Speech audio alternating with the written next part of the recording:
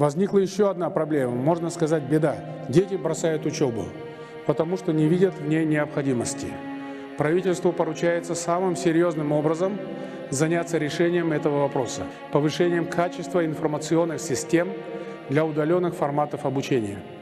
Наше образование должно быть доступным и инклюзивным.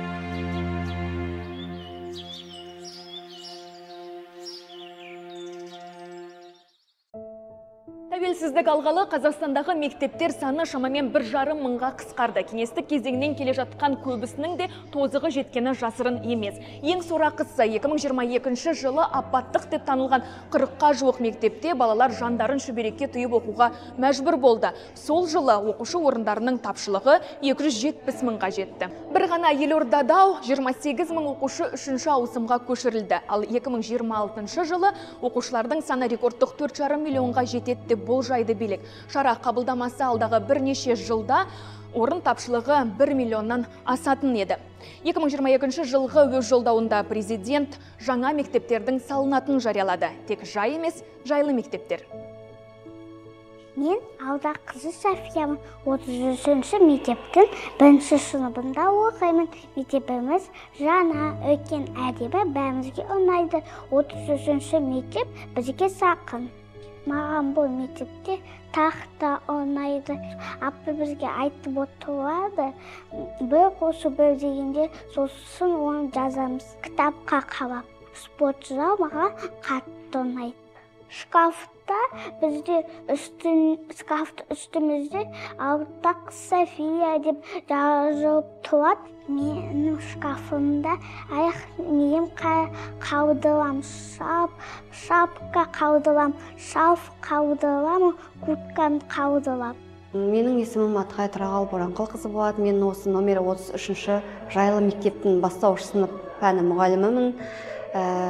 Менің осы жайлы мектепте істеп жатқаным өзіме қатты ұнайды. Мектебіміз өте әдемі, кең, бізге барлық жағдай жасалған, оқушыларға да барлық жағдай жасалған.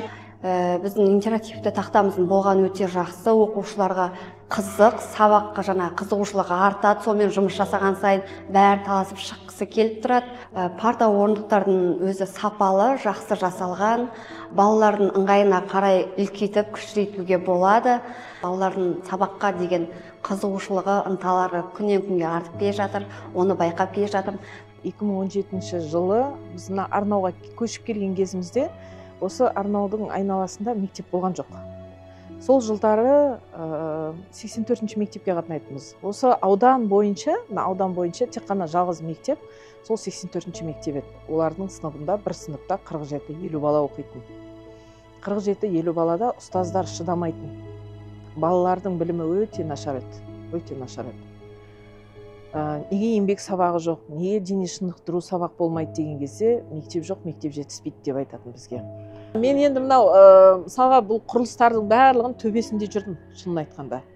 Бұл қалай жүріп жатыр, бұл салынып жатыр ма, шын ба, өтірік ба деген сияқты адамда үрей болады. Сол алдыңғы жылы где-то 1 жылдай болды. 1 жылдың ішінде тез бітірді. Әліге дейін мен ризамын осы біздің президенттің осы жайлы мектепті қолға алғанына. Осыны қазір ат салып жүрген азаматтарға ризамын. Қаншама күш кетті, қаншама маңдай тері кетті. Оны айтып жеткізу мүмкін емес. Біздің ауылда жаңадан және жайлы мектеп салынды. Біз өте қатты қуаныштымыз. Біз көрмеген өте қызықты заттар көп. 2 спорт зал, цифрлық өңдеулер өте көп. Бұрынғы оқитын мектебімізде көркембек кабинетінде бізде тамақ пісірмейтінбіз, ал осы мектепке келгенде кухня бәрі бар. Біз өте қатты қуаныштымыз. Анда тар болған орын жетпеген, кейбір жерлерде кабинет жетпеген үшін біз коридорда оқыдық. Ал қазір лицейда біз осына мүмкіндік алып жатырмыз. Бізде кабинет көп, бұл жер өте үлкен, әдемі, бүкіл дамылған. Сіздерге осындай бізге мүмкіндік беріп жатқаныңыздарға рахмет көп-көп. Біз осы жаңа мектепке келгенде өте қатты таңғалдық, себебі біздің ескі мектепте осындай жағдайлар болған жоқ, және де мұнда өте көп жағдай жасалған, жиһаздар да жаңа құралдар, барлығы өте керемет жасалған. Мұнда енді оқу заттары өте көп болады деген сенімдемін. Вот мы стоим в библиотеке. Раньше, вот когда мы учились в библиотеке, полно книг было. Вот видите, электронная библиотека, тут небольшое помещение, книги как бы все электронные. То есть это тоже какой-то один из таких ключевых моментов в сфере образования. Большие спортзалы, в зависимости от мощности.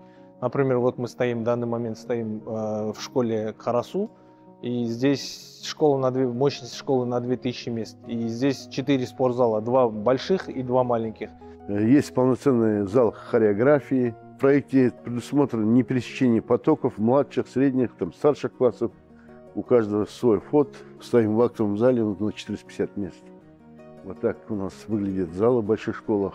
Полноценная столовая с кухней, на 400 мест тоже в этой школе.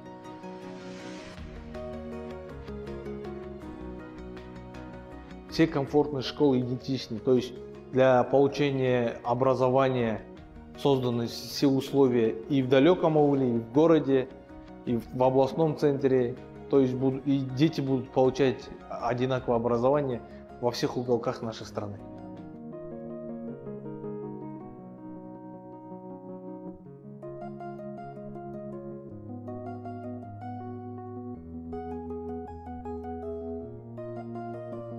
Инклюзивтік сыныптарға да көптеген көңіл бөлінген, арнайы сыныптар бар. Олардың оқу әдістемелік құралдары, бүкіл жабдықтары заманауи талапқа сай. Педагогтар, логопед кабинеті, әлеуметтік педагог деген бөлек-бөлек сыныптар бар. Оның бәрі осы қамтылған. Үлкен абырой, қуаныш, өйткені біз заманауи мектеп салып жатырмыз. Шетелдерді аралап, қарап, қандай мектеп бәрін қарап, қасбетінен бастап, ішкі дизайн интерьерін бәрін көріп, қандай мектептер бар, біз жақта, шет жақта. В местной школе более 6000 детей учатся в 4 смены, а длительность одного урока составляет 35 минут. Я считаю, что одним из больших вызовов было это ликвидация трехсменного обучения, ликвидация аварийных школ. И учитывая наш постоянный рост населения, необходимо было предпринимать действенные меры, то есть идти на какие-то исключения из правил. И я думаю, что самым основным достижением было то, что глава государства и правительство пошло на это. И они приняли такое решение, приняли ряд законодательных поправок, и посредством этого получился такой прекрасный проект, и он был реализован в короткие сроки.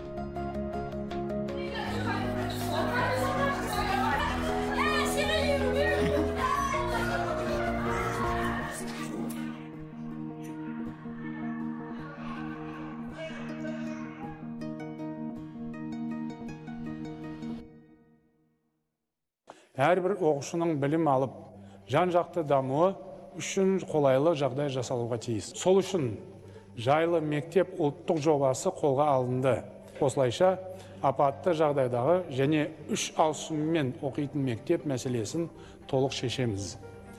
Бұл ауыл және қала мектептерінің айырмашылығын едәуір азайтады. Араға 2 жыл салып, президент өз бастамасының алғашқы нәтижелерін көзбен көрді. 2024-тің 20 тамызы Қасым-Жомарт Тоқаев құрылысы аяқталған Елордадағы алғашқы жайлы мектепте. Берген бағасы жоғары. Құрылысшы болу мен үшін қалай айтам, ләззат, қуаныш деп айтам. Жақсы көрем, жанымды берем, неге ұнайды маған. Мен жалпы мынау кабинеттің адамы емес. Сол басына бару, көз көзіңмен көру. Екінші, ең басының бірі мынау үлкен сенім болды ғой.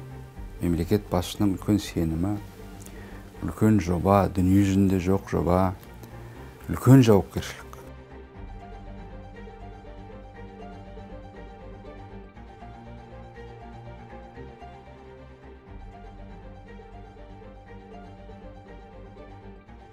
Үш жылда 401 мектепті салып іске қосу. Енді маман ретінде білетін ол мүмкін емес еді. Жаңағы себебі жобалық сметалық құжаттаманы өзі 1 жылға кетеді. Оған конкурс жариялайды.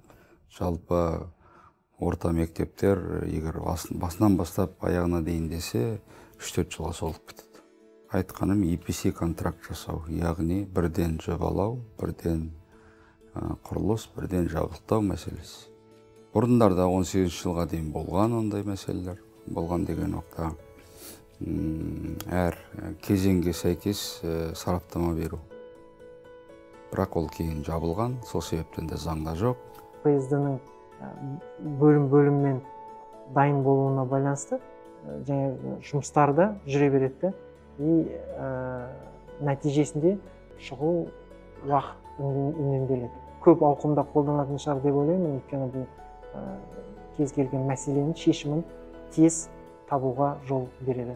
Бюджетный инвестиционный проект реализуется через местные исполнительные органы. Это обычно занимает на разработку проектов год, так как нужно провести закупки, нужно разработать проект, получить положительное заключение экспертизы. Тем самым уходило обычно в течение года, эта вся процедура занимала только на разработку проектов. Второе, то, что после разработки проектов они выходили на местные маслихаты. Естественно, это необходимо было выделять деньги на строительство. То есть один проект реализуется как минимум 3 года, а то и больше. Также при реализации местным исполнительным органам была бы разрозненность, разные подходы как к планировочным решениям, так и к фасадным решениям, то есть и внутри дизайнерским решениям. То есть, а как раз таки национальный проект позволил сделать единообразие, подход, единый подход, также, наверное, все-таки убрать этот барьер между городами и селами. Жаңа болғасын таңсық EPC шарттың мәні мен тиімділігін алғашында құрылысшылар, кейін өңірлердегі билікте, халықта аса түсінбеді. Ұлттық жобаның тағдырын бақылап отырған бір қатар белсенді. Жобасы салып жатыр деп дүрлікті. Жеке адам өзінің үйін салса да сызба жасайды, дұрыс па? Жоба жасайды, новайлық жоба дейді. Эскизный проект қосса, оны жасайды ғой. Тіпті жеке үйің оған сараптама керек жоқ. Әрине, мектеп болсын, әлеуметтік құрылыс болғаннан кейін жоба болады. Ол жоба дегенде, мысалға, көлемді шешім, қанша қабатты, қанша бөлмелі, қанша көлемде, соған жаңағы жобалаушы өзінің чертежін жасайды. Конструктивті элементтерін санайды. Сызбасын лицензиясы бар жобалаушы архитектор сызады. Сол сызбаға сәйкес нөлден төмен жұмыстарын бастап кеттік. Яғни жертөле болсын, фундамент дейміз, олар сол есептеріне сәйкес. Ол енді бұл жерде жобалаушылардың жауапкершілігі.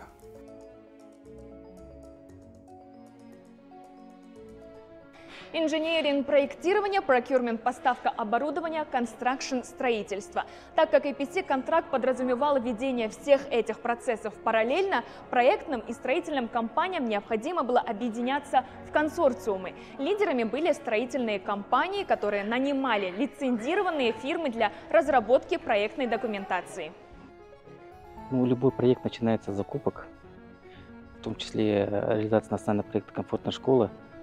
Сам проект начинался с национальных закупок. В частности, была идея, чтобы провести особым порядком и принимать заявки на бумажные носители. Но впоследствии, чтобы обеспечить их прозрачность и открыть закупок, правительством Республики Казахстан было дано поручение в месячный срок разработать онлайн-платформу закупок. Әрине, мамандары жоқ, құрылысшылары жоқ, техникалары жоқ фирмалар жаңағы құрылыстың конкурстарды ұтып алып жүрді. Талаптар қойдық. Это был опыт работы от 3 до 10 лет. Там же включались опыт строительства социальных объектов, обязательно требования было. В то же время были установлены требования по финансовой устойчивости компании, те же самые требования, как по отсутствию налоговой задолженности, по минимальный порог уплаченных налогов за последние 5 лет, площадь введенных объектов в эксплуатацию, условно скидка в размере 5% по региональности. те компании, которые зарегистрированы были на первое число 22 года, января 22 года, они могли претендовать на эти условные скидки в размере 5%, что давало им возможность получать объект и строить объект в своем регионе. Я вот осуществлял закупки и всегда думал о том, что пойдут ли мои дети в эту школу. И всегда болел за то, чтобы эти подрядные компании, которые выиграют конкурса, они были добросовестными, с опытом работы, и чтобы все школы сдались качественно и в сроки. В частности, мои 3 детей ходят в 101-ю школу города Астана. Госорганы переняли у Самру-Казна Construction практику предоставления условных скидок местным компаниям. Позже эту норму включили в закон о государственных закупках. В компании также потребовали от подрядчиков предоставить банковскую гарантию в размере от 10 до 50% от стоимости строительства школы. Это служит своего рода подушкой безопасности, которая обеспечивает сохранность бюджетных средств. Например, если подрядчик не выполнит работу или построит школу некачественно, ущерб будет возмещен за счет банковской гарантии. Но процесс получения этих гарантий для подрядчиков оказался нелегким. Банки, что неудивительно, преследовали собственные интересы. Банки выдают эти банковские гарантии под обеспечение. То есть они от застройщиков брали какие-то твердые залоги, это имущество, недвижимость, движимое имущество также. Но оценивали его с такими максимальными понижающими коэффициентами, что, допустим, вот случаи были, когда банковская гарантия предоставлялась на 2 миллиарда порядка, а имущество было предоставлено на 3 миллиарда от застройщика, но банк не выдавал эту банковскую гарантию. Точнее, он выдал, но заблокировал часть суммы, так как имущество, которое он предоставил в размере 3 миллиардов, банк посчитал на свое усмотрение, что эти залоги будут приняты в размере не 3 миллиардов, а всего 1,5 миллиарда. Поэтому из 2 миллиардов, там порядка 500 миллионов банк блокировал.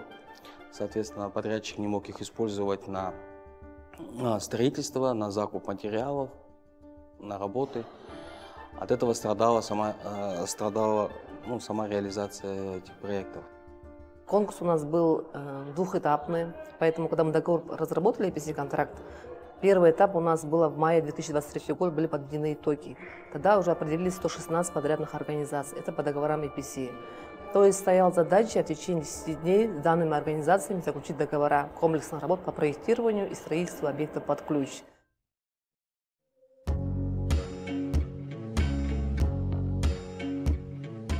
Конкурс өтті, мердігерлер анықталды. Жұмыс сызбаларына сәйкес құрылысшылар аумақты дайындап, жер қазып, болашақ жайлы мектептердің іргетасын қалауға кірісті. Бұл уақытта жобалаушы компаниялар ғимараттың қаңқасы, сыртқы қасбеті мен ішкі архитектуралық шешімдерді жобалауға кірісіп кетті. EPC шарттың тиімділігі де сол еді. Құрылысшылар жобалаушыларды күтіп қол қусырып отырған жоқ. Жұмыс екі жақта да белсенді жүргізілді.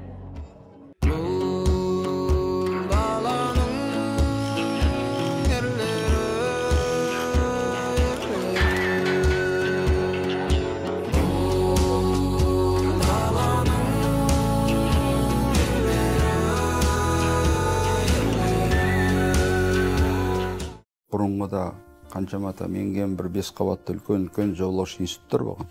Енді советтік заманда бәрі тарқырап, жекеменшік болып кетті. Өзім тәжірибемде талайын көргім. Бір-бірінен алаттағы көшіріп, алғашқы бетімен соңғы бетін ауыстыра салады. Сөйтіп сараптамадан да өтеді. Такая сейчас ситуация у нас. Это не только у нас, это во всей строительной отрасли. Не хватает специалистов. У нас очень большие проблемы с генпланами, генпланистов не хватает. Вы знаете, слово «комфортная школа» и подход к тому сейчас, как идет комплектация школы, наборка помещений, это очень интересно.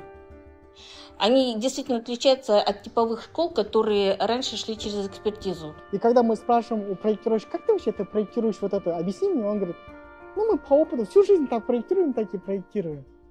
Это же ненормально.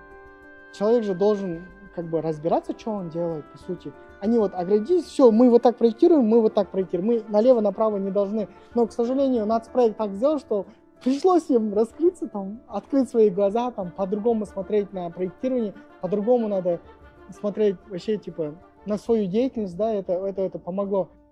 Конечно, это было тяжело, особенно когда подрядчики с проектной организации давали нам сметы, когда там были ошибки, просто элементарные. Метры стали километрами, килограммы стали тоннами, мы это выявляли. 24/7 работали, мы выявляли вот эти все недостатки, все нарушения, чтобы в будущем у нас не было удорожания. Қазына қаржысын жұмсауда ашықтықты қамтамасыз ету үшін өткен жылдың күзінде Самұрық-Қазына Construction қаржылық мониторинг агенттігімен ынтымақтастық туралы меморандумға отырды. Құжаттың мақсаты жайлы мектеп ұлттық жобасын іске асыруға бөлінген бюджет қаражатының жұмсалуын бақылау. Кез келген елді мекенге, кез келген қалаға барсаң, жайлы мектептің жайлы мектеп екені көрініп тұрады да. Сыртқа келіп. Алыстан ба? Бұл идея қайдан келді деген әңгіме? Жобалау кезіндегі осы Қасбетке келген кезде бар жобалардың бәрін қарадық. Іште айттым, давайте барын шығарыңдаршы, не бар? Көбісі өзінің жобалағаны бар, анаусы бар, ойларын салады, әкелет, көңілінен шықпайды ешқайсы. Бәрін қараймыз, мына яқтың бәрін. Қаладасын, интернетті іздейміз. Қанша күн болады, қанша түн болады, жоқ, көңілінен шықпайды. Содан біз анау Лондонға бардық. Сол кезде мен бір көшеде бір есімде жоқ. Осы жасыл мен ақтың бірге керемет бір көзі көрініп қалды, алыстан маған көзіме түсті. Соны алып келдім дағы, ақ пен жасылды көбейтіп жібердім. Сөйтсем біреулер айтады, ой, бұл улы цвет, бірақ есімде ана көзім көргенім бар. Соны өшім шын айтса, 2,5 айдай толықтырдық. Одан кейін келіп, бәріміз отырып, наны қостық, ананы алдық. Ең соңында осы шықты, 3 айдай біз әбден толғандық. Бірақ нәтижесін көрсеңіздер, керемет алыстан өзіндік Қасбеті, келбеті бірден таниды. Бұл жайлы мектеп екен. Жайлы мектептердің Қасбетін жобалағанда жергілікті жерде өндірілетін материалдарды пайдалануға басымдық берілді. Мәселен, Астана, Алматы және Шымкент қалаларында білім ошақтарының сырты фиброцементті панельмен қапталды. Қараңыздар, өте тартымды.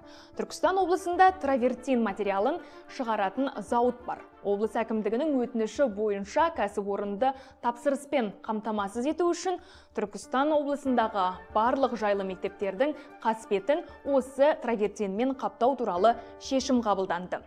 Ал кірпіш өндірісі қолға алынған Қостанай, Ақтөбе, Солтүстік Қазақстан облысы, Павлодар, Абай облыстары мен Көкшетау қаласындағы білім ошақтарының Қасбеті қыштан.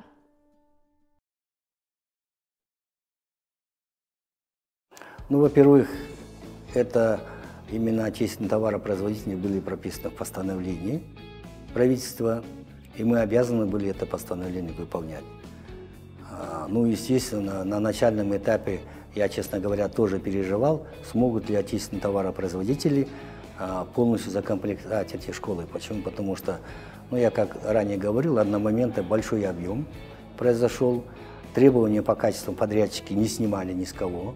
Это требования хоть отечественные, хоть не отечественные, они требовали однозначно качества. Почему? Потому что у них же гарантии, по гарантии они за эти школы еще 5 лет будут отвечать.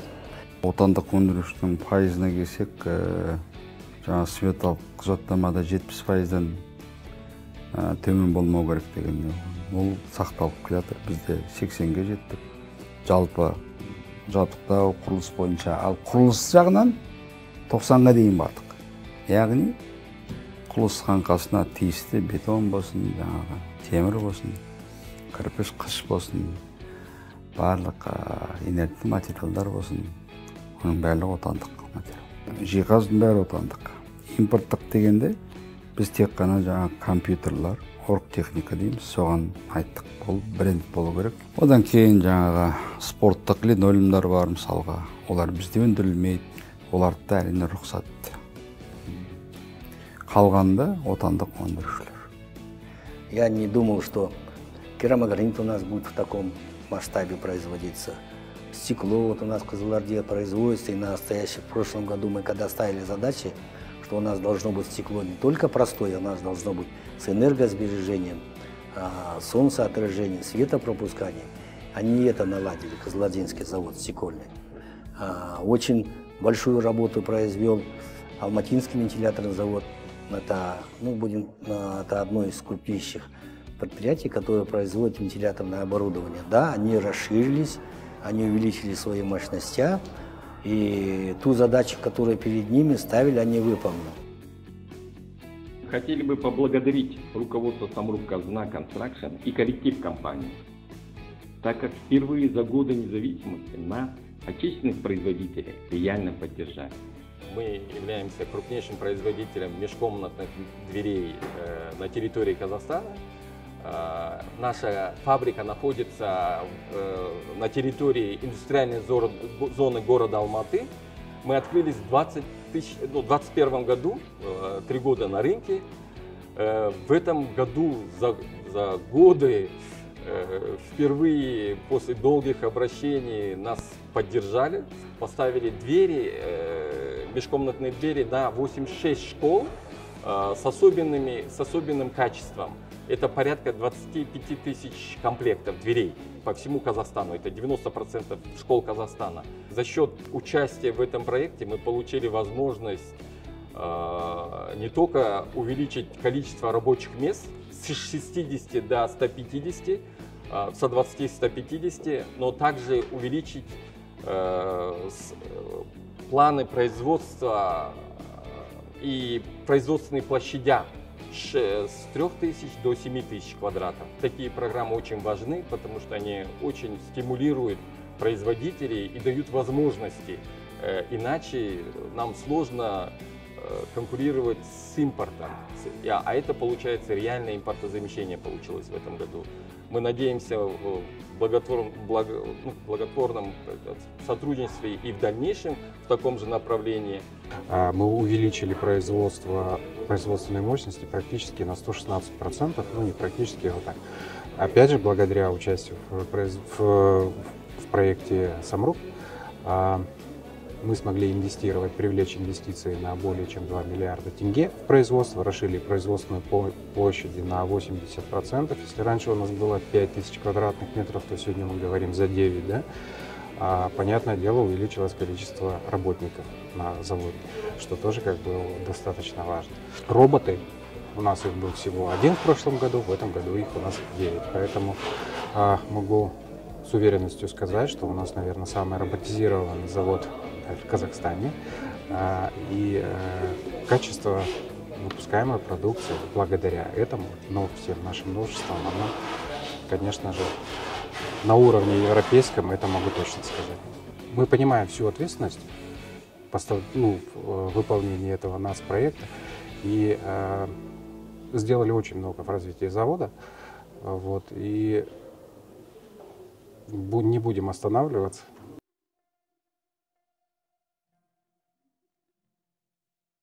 13 мая 2024 года останется в истории казахстанской строительной отрасли как знаковая дата. Именно в этот день был подписан первый электронный акт выполненных работ в информационной системе Е-Курулус. Таким образом, впервые в стране документооборот целого национального проекта перешел в цифровой формат, открыв новую эру в управлении строительными процессами. Цифровизация, она шла нелегко, тяжело. Почему? Потому что на первоначальном этапе многие строительные компании не восприняли это.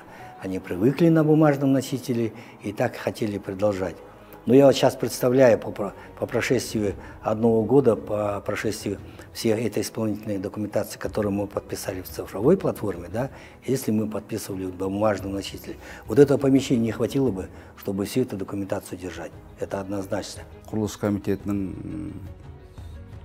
өзінің жоспарындағы жалпы дұрыс бағдарлама, бірақ оны әлі де болса жаңағындай тәжірибелі іске қосылмаған. Соны біз қосырдық. Әрине құрылысшылар оны үйренбеген, бір баяғы сол қағазбен жұмыс жасау, алғаш жаңа екі құрылысқа қарсы болғанда көбісі. Тіпті өңір әкімдері де хабарласып тікелей.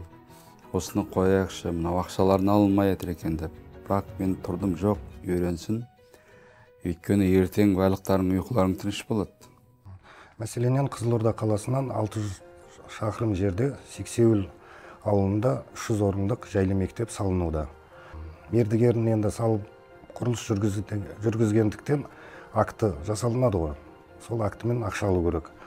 Сол жасақталғаннан кейін сол 600 шақырымнан көлікпен бізге Қызылордаға келеді. Одан кейін олар авторлық қадағалауы бар, техникалық қадағалауы бар.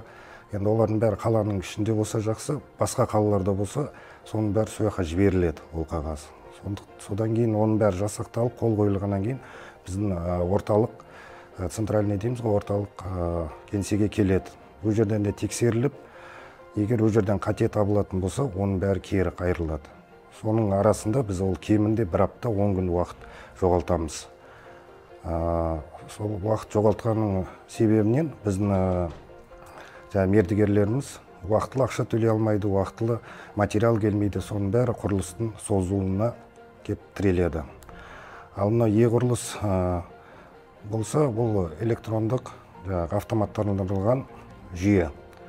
Бұл жерде мердігеріміз дайындайды программа, оның ішінде авторлық қадағалаушы, ол қай қалада болмасын техникалық қадағалаушы, олар ЭЦП кілтпен кіріп, параллельно тексеріле береміз.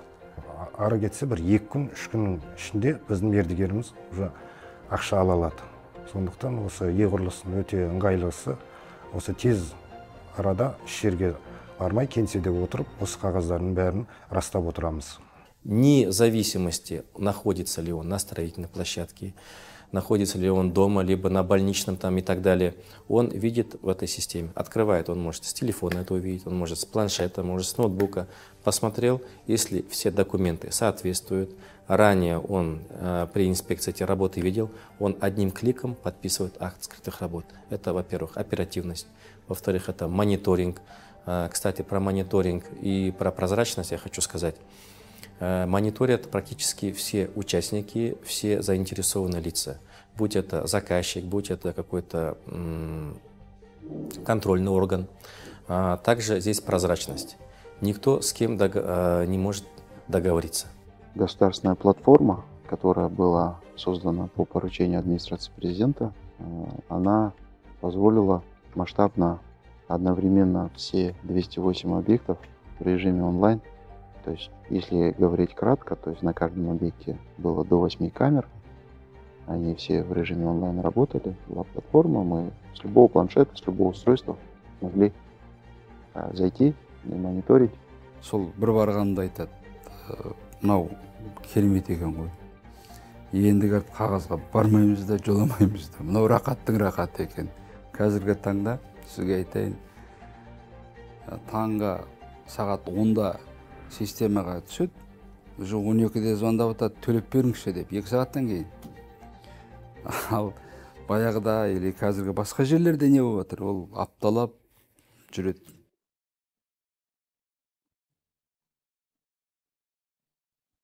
Мына білім ошағы 2000 оқушыға арналған 4 қабатты, ауданы 20.000 шаршы метрден асады. 432 орындық акт залы, 450 орындық асханасы және 4 спорт залы бар. Осындай алып ғимараттың небәрі 9 айдың ішінде салынғанына сену қиын әрине. Жайлы мектептердің басым бөлігі нормативтік мерзімдерінен кем дегенде 2 есе тез бой көтеріп, халық игілігіне тапсырылуда. 9 айда салынған мектеп ертең 1 жылдан кейін құлап немесе сынып жатса деген сондай қауіп қатер бар ма? Сапаға жауап бере аласыз ба? 9 айда қалай салды десе, ең бірінші бұл финанстылық көз, қаражат көзінің, яғни біз аванстың 50%-ға дейін бердік, бір. Оған жаңа банктық кепілдік сұрадық, 2. Үшінші, біз бірден оларда жаңа жобалап салуға жібердік. Не себептен сапалы десеңіз, бүкіл құжаттамалар бар. Бір. Екінші, басынан бастап басында көріп жүрмін. Жігіттеріміз, азаматтарымыз, мамандарымыз бар басында. Өңірдің басшылары, сол жақта мамандары барып жүр. Бір емес бірнеше рет бұл жерде техникалық қадағалаушылардың күнделікті сол құрылыс алаңында болуы, сапаға қатты көңіл бөлуі ең өзекті мәселе болған. Құрылыс саласының ең өзекті мәселесінің бірі, ең көкейтесті мәселесінің бірі осы техникалық қадағалау. Ол білеміз, мен өзім көргем талай. Техникалаушы аптасына бір кесе тәуба. Ана форма жапқанда ғана келеді. Мы настаивали на том, чтобы технический надзор был осуществлен именно Самрұқ-Қазына Девелопмент, нашей дочерней компании, где были именно квалифицированные кадры, опыт был определенный у этих людей. Поэтому здесь мы все-таки на уровне правительства добились своего. Мы отстояли позиции того, что школы, начиная от 1200 мест до 2500 мест, было принято решение, технический надзор будет осуществляться ТО Самрұқ-Қазына Девелопмент. Касательно школ малой вместимости и меньшей ответственностью, то есть это 300, 600, 900, мы провели технический надзор на конкурсные процедуры провели. Самрұқ-Қазына Девелопмент является дочкой Самрұқ-Қазына Construction, занимается управлением проектами и техническим надзором. На сегодняшний день мы занимаемся техническим надзором от 1200 мест до 2500. Почему именно эти школы? Потому что эти школы являются технологически сложными объектами. На одном объекте у нас находится 3 эксперта технического надзора по несущим ограждающим конструкциям, по инженерным сетям и по технологическому оборудованию.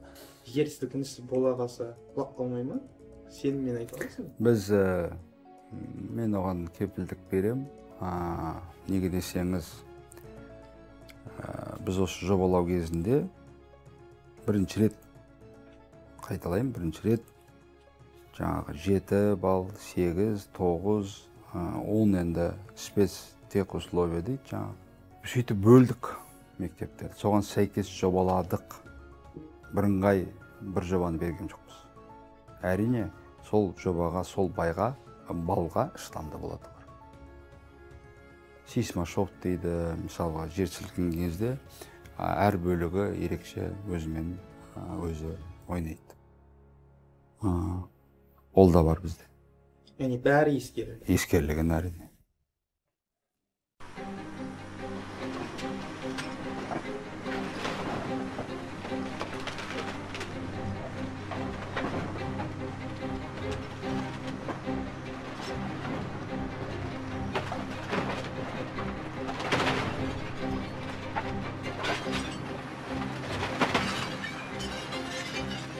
В городе Алматы мы сдали 97-ю школу. При строительстве, после того, как мы сдали эту школу, при уже отделочных работах, были моменты, были, получается, толчки амплитудой там, 4 балла, 5 баллов. Да? Однако, с учетом того, что я уже выше сказал, у нас заложен некий запас по сейсмозоне, что в наших школах даже по кладке не было микротрещин. В союзное время очень много писали, сейчас это все упрощено. Ту же работу, которую он писал, он вносит в систему, все, она уже зафиксирована. Конечно, было тяжело. Тут, наверное, в первую очередь играет возрастной ценз. Но если человек стремится узнать, если человеку это нужно, это его, во-первых, это, наверное, его обязанность. Он должен учиться, он должен работать над собой. Это, конечно, особенно для того поколения, которое этого не видело, это очень большой урок, большая перспектива. Я думаю, это очень хорошо, что мы пришли к этому.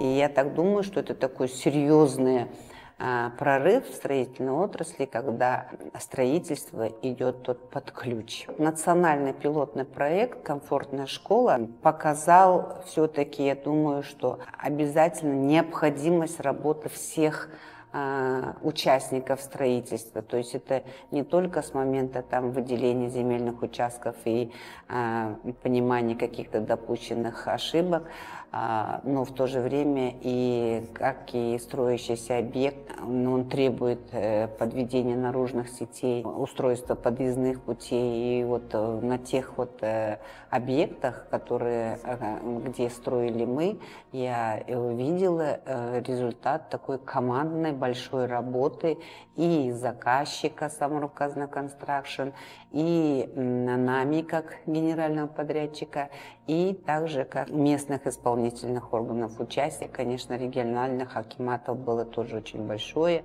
В ходе реализации проекта мы уже столкнулись, что у нас имелись нарушения договорных обязательств, имелись недобросовестные подрядные организации, где-то авторский надзор некачественно работу выполнял, где-то технический надзор. Естественно, с такими подрядными организациями договора в дальнейшем расторгались. У нас на практике уже имеется 12 договоров, когда мы расторгли. Потом в дальнейшем заключили договора со вторыми победителями. Естественно, были наложены штрафные санкции по 234 случаям. Штрафные санкции около 900 миллионов было наложено.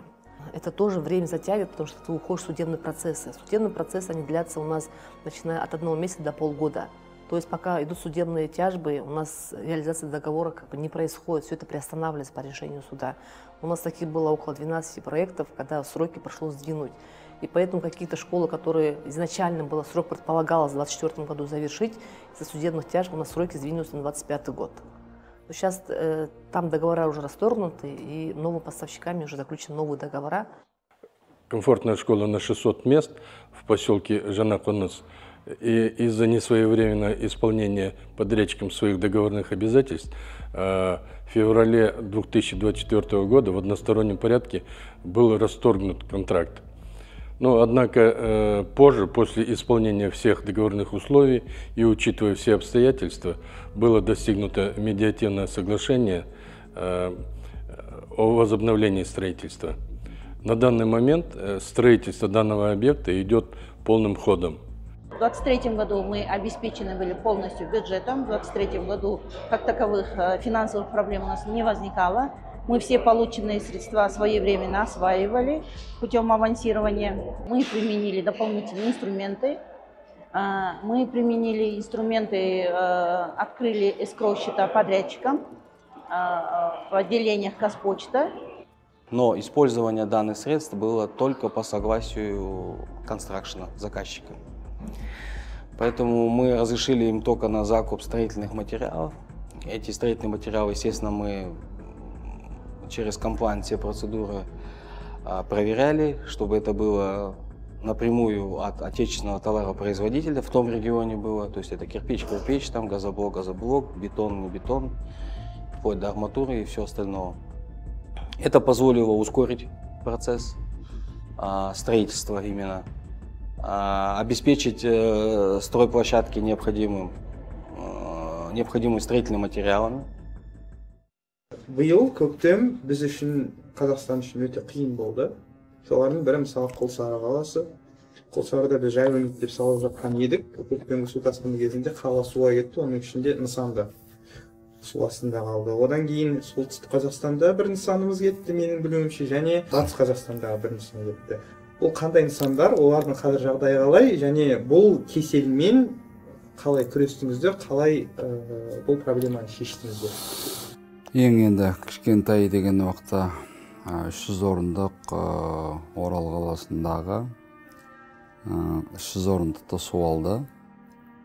Одан кейін су кеткеннен кейін техникалық зерттеу қараған кезде салынған қаңқаны бұзу керек деген шешім болды. Сондықтан оның бәрін қайттан бұзып, қайттан жасадық. К сожалению, по некоторым объектам, в частности, один участок в селе Пугачево, там пришлось нам пойти на демонтаж уже построенных конструкций и начать работу заново. Был монолит нулевого этажа уже построен. Ну, это всегда сложно, очень неприятно, потому как, когда ты что-то уже построил, ты на него смотришь, это твой труд, результат твоего труда. И тут вдруг в какой-то момент приходится от него отказываться, жертвовать и просто сносить и превращать его в строительный мусор. Екіншісі солтүстік Петропавл қаласында. Қаланың, енді шын айтсақ, өзімде көрдім, ең төмен точкасы екен жаңағы. Сол аудандағы, сол тура сол жерге келіп жиналады екен ғой біздің мектеп. Ал енді менің тағы барған жерім ол енді Күлсара. Күлсарыға жол жоқ, өйткені тас жол жоқ. Бүгін 19 сәуір 2024 Микрорайон Атырау жайлы мектептің қазіргі көрінісі объект басы әзірге суға толып тұр. 200 орындық мектебі салып жатқан, соны су басып кеткен, соны жүргізілген көріп үйіне.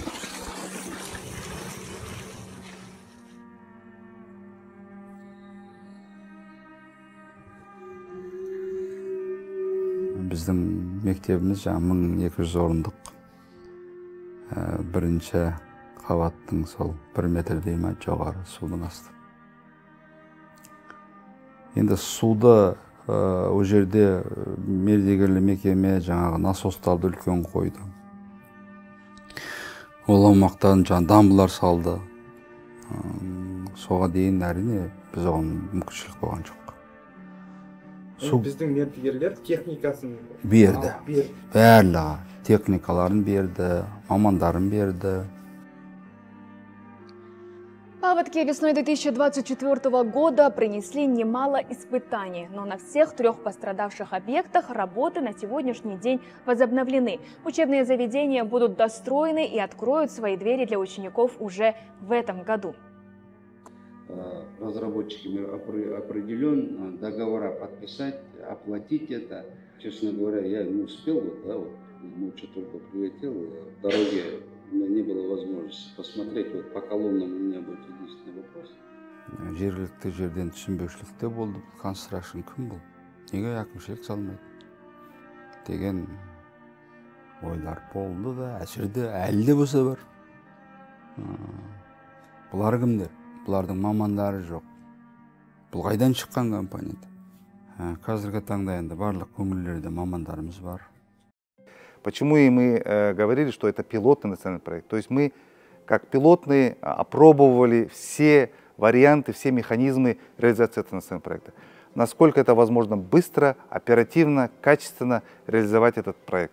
Поэтому приходилось и на уровне администрации президента Республики Казахстан, также и на уровне аппарата правительства, с Министерством просвещения, с Министерством финансов, национальной экономики, естественно, с госэкспертизой. Это вообще отдельная тема.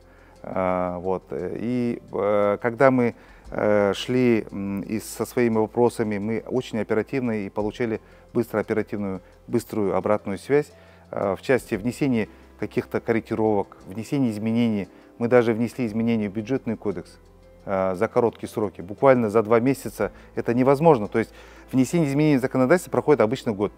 Мы за 2 месяца реализовали такое вот изменение поправок в законодательство. То есть мы в бюджетный кодекс внесли изменения, также в закон об образовании, благодаря общим усилиям государственных ответственных органов, уполномоченных. Министерство, конечно, да, Министерство просвещения. Они поняли, что тот механизм, который мы предлагаем, он быстро, оперативно решит все проблемы. Проблемы с выделением денег, проблемы с проведением закупок, проблемы с перечислением денег с акиматов, потому что такого механизма не было. Бағдарлама қала мен ауылдың айырмашылығын азайтуға өзінің оң септігін тигізді. Өйткені дәл қалада, Астана, Алматыда қандай мектептер, дәл сондай мектептер біздің ауылдарда бой көтерді. Бүкіл осы болашаққа деген жағдайды президенттің арқасында елімізде жасалып жатыр. Біздің облысқа келетін болса, осындай 9 мектеп бой көтерді. Оның 7-і мынау Целиноград ауданында, 2-і Көкшетау қаласында. Мақтана айта аламыз, сол бүкіл 100% президент қойған тапсырманы орындадық. Бүгінгі таңда біздің облысымызда 3 ауысым мектептер жоқ. Ал мынау жаңағы осы жайлы мектеп салынған ауылды мекендерде бәрі бір ауысымға ауысты. Местный исполнительный орган давал участки для строительства школ. Мы столкнулись с очень большими проблемами так как участки были не подготовлены для строительства школы. На этих участках мы сталкивались со скальными породами, с большими перепадами. Были такие моменты, когда пришлось выкупать земельные участки вместе со строениями. Требовали, чтобы эти участки позволяли построить дорогу с 4 сторон, заезд в школу. В тандеме работали с местным исполнительным органами, они нам тоже помогали со своей стороны. И мы также, в городе Сарыгаше, школа Оспанова, там была старая школа. Они ее снесли, нам этот участок дали, но этот участок, он как бы в стесненных условиях был. После этого местный исполнительный орган выкупил 11 земельных участков с частными строениями, и мы сейчас расширили этот участок, построили новую школу 300 на 300 мест. Да, вот мы тоже с акиматом провели очень большую работу. Они все сделали мероприятия, чтобы исключить нарушения по санитарным зонам. В принципе, на сегодняшний день школа введена. Этот вопрос мы решили. Бұрын-соңды Елтай ауылында бірде-бір мектеп болмаған.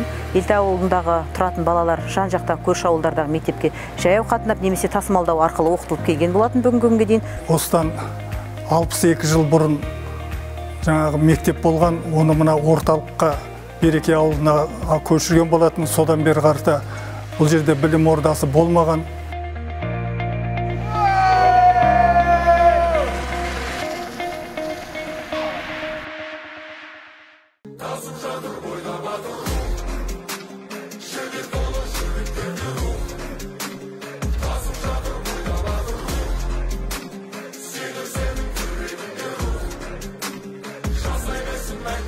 Здесь находится 97-я школа, здесь ранее была аварийная школа, построили новые. Значит, основная задача – это ликвидация трехсменности аварийных школ в целом по Казахстану.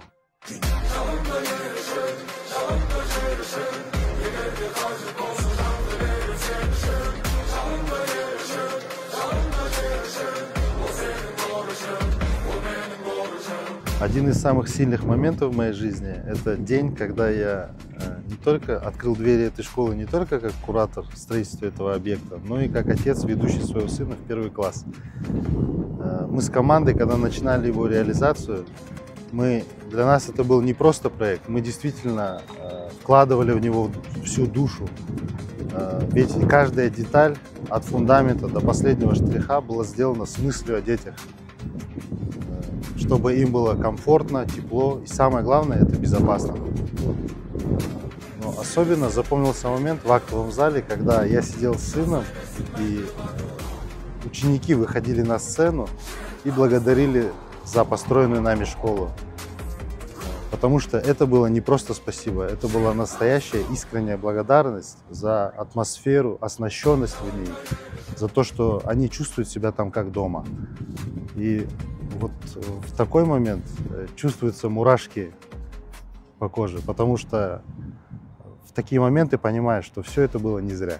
Конечно, естественно, такие моменты были, когда многие взрослые уже сожалели о том, что не было в детстве у них таких школ. Даже спортсмены, которые сейчас получают уже медали, да, они говорят: эх, были бы у нас такие спортзалы, мы бы, может быть, раньше занялись бы спортом и, естественно, бы участвовали во всех соревнованиях. А премьер-министр Олжас Бексенов проверил, как строят комфортные школы в Алматинской области. Здесь их планируется открыть более полусотни.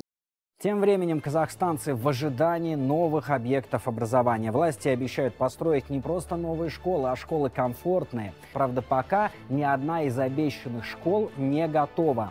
В аудиторской палате даже устроили проверку и выяснили, что деньги на нацпроект огромные направлены проспекты, в полном стройки и объеме, несколько оживленных дорог. Путь к знаниям у столичных школьников по-настоящему тернист и сложен. 400 мектеп болса 400 іс қозғайды деп жаңа. Енді шыны керек, аузына келгеннің бәрін айттық. Мен оны білгем де, төздім де, алаңдағам жоқ маған. Бір жағы қоршаған қасымдағы әріптестерім, сөңгілес азаматтар қолдап, біз тек ауызбен емес, іспен көрсеттік. Конечно, мы на проекте столкнулись с колоссальным количеством также и негатива. В нас никто не верил, что мы сможем за такой короткий срок построить такое количество школ. Мы получали очень много запросов. То есть очень много людей интересовались, как и сами строительные компании, так и проектировщики, также поставщики мебели, техники и так далее. В общем, весь Казахстан был именно включен в этот проект в колоссальном количестве программ, прямых эфиров. Председатель сам всегда выступал еще и в прямых эфирах в Инстаграме. Я считаю, что мы донесли до граждан нужную информацию в нужное время. Уважаемые мои подписчики, вокруг национального проекта «Комфортная школа» начали орудовать мошенники. Ең басы сапалы таза жұмыс жасау, ешқандай да жемқорлыққа бармау деген мәселелер қойылды. Конкурстар өткіздік арнайы. Білікті мамандарды, өзімнің кезінде істегендерді шақырдым қатарыма. Енді шыны керек, шыдағандары да бар, шыдамағандары да бар. Олардың ешқайсысы өмір болғаннан кейін ешқандай да реніш жоқ. Жүрек ара көш түзелді. Конечно, очень благодарен, Маулен Зарлыкович. Я до этого говорил, еще раз повторяюсь, меня как-то жизнь до этого не сводила, нигде не мы пересекались, но посмотрев мое резюме, он сказал: все, приходишь, начинаешь работать. Я сразу согласился. Почему? Потому что, ну это же школы первые, это дети, это внуки. Я думаю, что это восклицательный знак в моей профессиональной работе. Вообще, когда я увидела объявление, я вообще откликнулась даже на специалистов. Для меня важно было не просто как бы найти работу. Я хотела себя реализовать и хотела именно национальный проект и себя как бы испытать.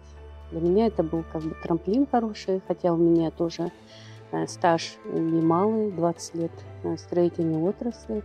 Конечно, это приходилось допоздна на работе сидеть.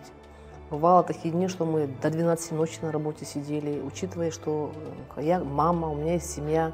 Это, конечно же, как бы вам мягко сказать, но на моей, наверное, в семье это плохо отразилось.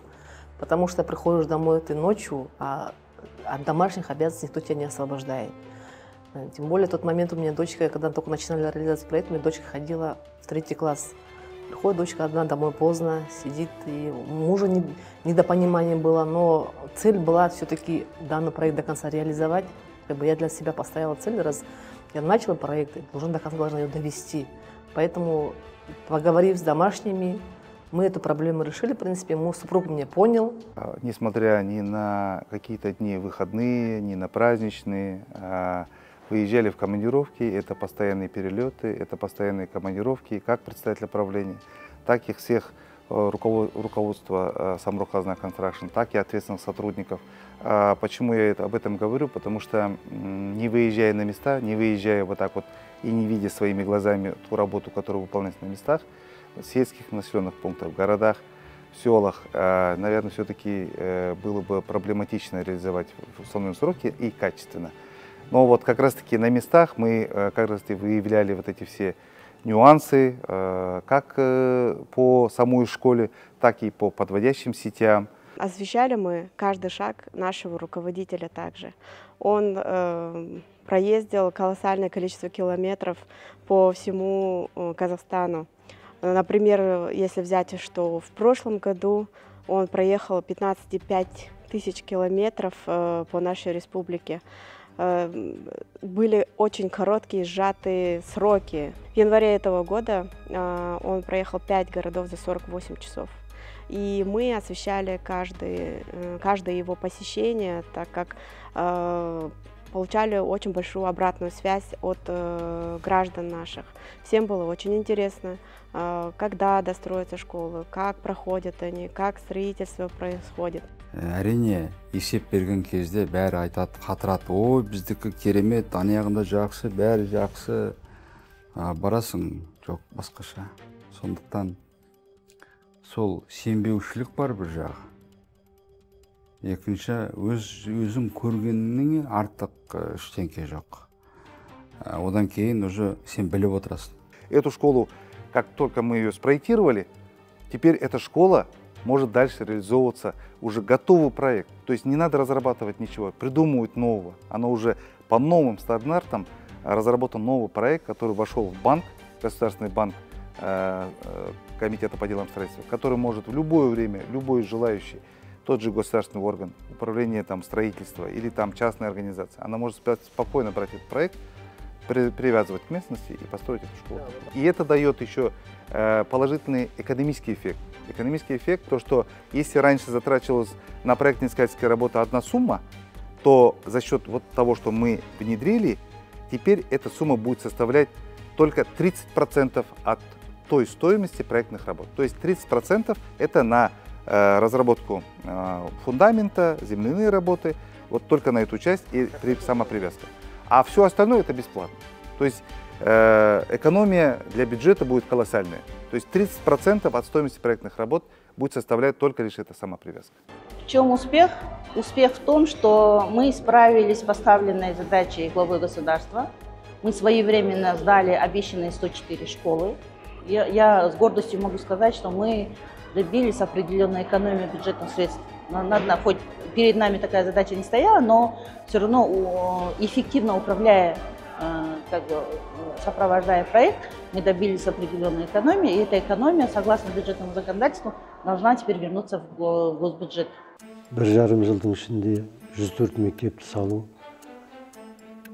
меніңше үлкен ерлік деп есептеймін.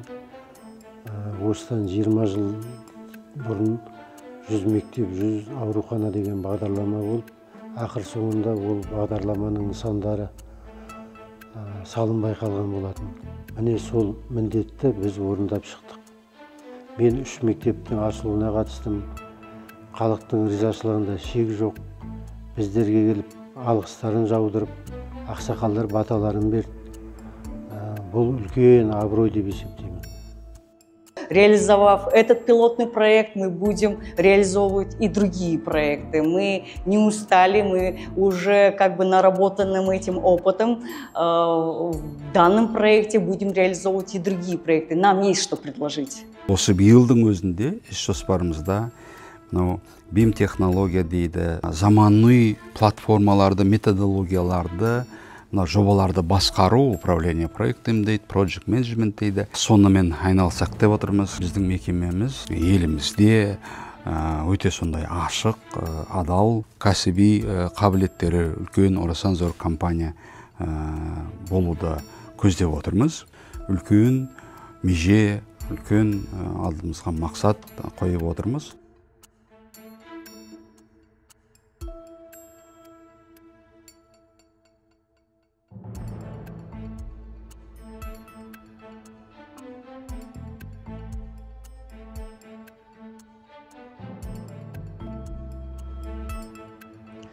Бүгінде жайлы мектеп ұлттық жобасы өзінің экваторына жетті. 2024 жылдың қорытындысы бойынша 104 білім ошағы халық игілігіне тапсырылды. Тағы соншасы 2025 жыл бойы кезең-кезеңімен пайдалануға берілмек. Әрине, бұл мектептерді тапсыру әлде қайда жеңіл болары анық, өйткені артта үлкен тәжірибе. Бастысы ұлттық жоба отандық білім саласына серпіліс берді. 3 ауысымда оқытатын апатты жағдайдағы мектептер азайды, ал балалар соңғы үлгіде жабдықталған кең әрі заманауи ғимаратта оқуға мүмкіндік алды. Бұл болашаққа деген инвестиция, білім ошақтарының құрылысына бөлінген 1,5 триллион теңге өзін міндетті түрде ақтайды. Өйткені жайлы мектепте сапалы білім алған балалар ертең елімізді алға жетелейтіні сөзсіз. Осы мектепте 3 балам оқиды. Ең алдында біз басында 69 мектепте 3 ауысымды мектепте оқығанбыз. Бір балам сағат 8-де, бір балам 11-де және 3-ші балам сағат 2-де мектепке барған. Өте ыңғайсыз болған. Қиналдық, баланы алып кету, апарып келу өте қиын болған. Жұмысқа оқуға уақыт мүлдем қалмады. Енді осы жайлы мектепті салғанына өте ризамыз біз. Балалар ең бастысы бір ауысымда оқиды. Екіншіден, мұнда тек қана сапалы білім алудан басқа да көптеген тегін үйірмелер бар. Мысалы, спорт үйірмелері, робототехника, би, балалардың талантын дамытуға өте көп жағдай жасалынып тұр. Маған ең көбінесе құмыра жасайтын саз балшықпен станоктар осы ұнады. Робототехника кабинеті өте күшті жабдықталған. Бір емес бірнеше VR очки соңғы модельдер. Үлкен балам баскетболист, әнші, ән айтып жүр, хорға қатысып жүр. Ортаңғы балам шахмат үйірмесіне өте жақын, 3-ші разряды бар. Қызым үлкен ағасымен бірге вокалға қатысады. Осы мектепке де барып жүр, қосымша үйірмелерге де барып жүр. Осы мектепке олар қуана-қуана сабаққа барып, түстен кейін үшеуі бір уақытта қайтады.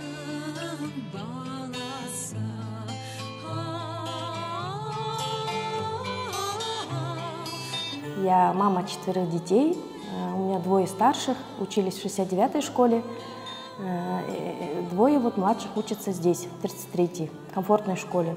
От имени всех родителей хочу выразить искреннюю благодарность, что построили нам такую школу современную, светлую, комфортную в нашем районе Уркер. Спасибо всем строителям, кто принимал участие в этом. Благодаря их труду у наших детей есть возможность учиться в таких прекрасных условиях. Оснащенные такие кабинеты, просторные классы. Здесь есть эти лаборатории, оснащенные для робототехники. Дети могут хореографией заниматься, ритмикой. Столовая очень просторная. Есть кабинет логопеда, кабинет психолога. Бізде бұрын осы сол жағалауда мемлекеттік мектеп болған жоқ. Басқа районға барып қатынап оқыды балаларымыз. Осы сол жағалаудан ашылғанына өте қуаныштымыз. Ішін аралап көрдік, өте жайлы.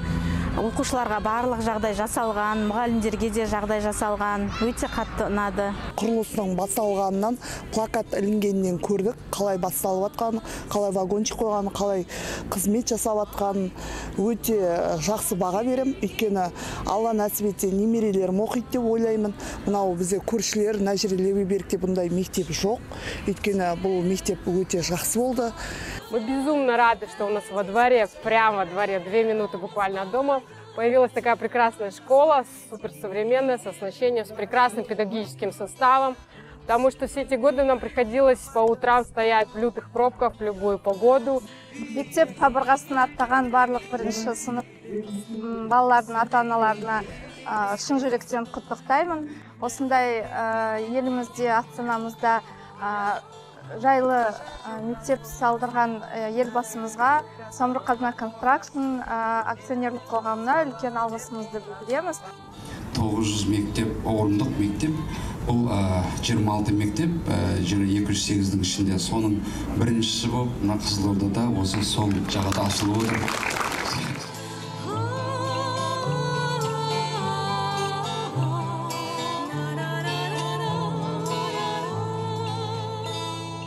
Көзім